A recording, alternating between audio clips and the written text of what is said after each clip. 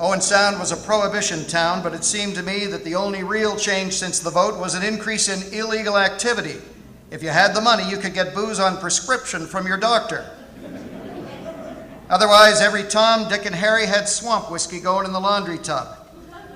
There were any number of booze cans in the city, but you had to keep up. They moved often to stay ahead of the temperance enforcement officers, dry cops.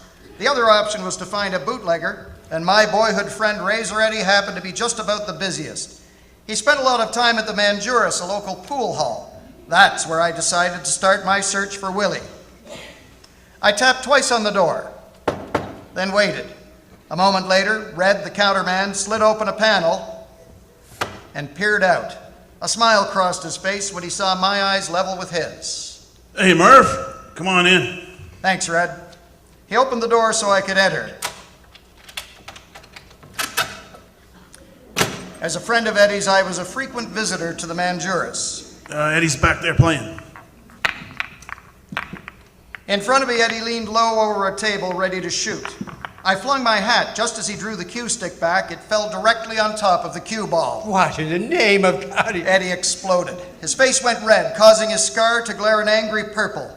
Running from the place his left ear had once been to his chin, it was the result of a barroom disagreement many years earlier. Oh, Danny boy, you son of a gun, you. Would you have a drink? Sure. Before the war, I'd had a strict no drinks before noon policy. Not anymore.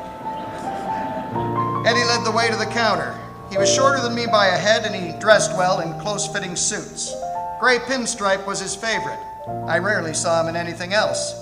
It was possible we might be brothers-in-law someday, as I was dating Laurie Story and Eddie was squiring her sister Dory.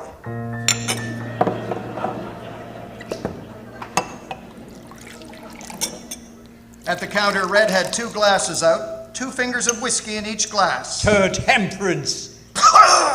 Geez, that's worse than war rum. How old is it? Well, it's aged 12 hours. Takes longer than that to get here from Montreal. This local? It takes longer, it's right. I'm still waiting for this month's load. Had to get this from a couple of local boys. Moonshine from up Balaclava way. It ain't too good, but people want to drink. What brings you in here anyway, boy? Know much about Willie Robertson? Oh, he's crazy, sure. Doesn't know who or where he is half the time. Why? He's missing. I've got the case. Sister says he drank. Did he get it here? Well, at first, maybe. Right after he came back, I had to cut him off. He was getting bad for business. Running around all the time talking crazy. Anything else? No. Thanks for the drink. Anytime. We will leave Willie and his case for a moment while we have a word from our sponsor, Oak Hall Men's and Boys Wear.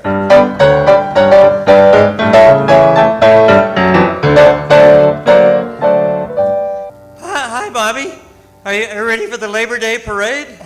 Well, Douglas, I'm not sure what to wear. There's this girl, Frances Kennedy. I want to impress. She's on student council. And I want to look better than that Legate guy in grade 12, who she's been trying to date for a while. What about a new suit? You want to look really sharp, and there's no store in town with more up-to-date fashions than Oak Hall Men's and Boys Wear. If you spoke to Sil Johnson, he'd outfit you. And they got a great Victoria Day sale on right now. Yeah, but what about price? Doesn't it cost a lot? My folks bought me that last suit when I was graduated from grade 8. And I've grown a lot since then.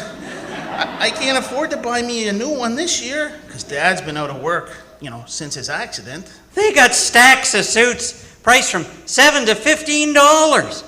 Even less for just a jacket. If you got a good pair of pants to wear, Sil Johnson can match anything. Oh, thanks for the idea, Douglas. I'll head down there right now. I'm feeling like I'm going to be a hit with Frances, because I know I'll look like $1 million in anything from Oak Hall.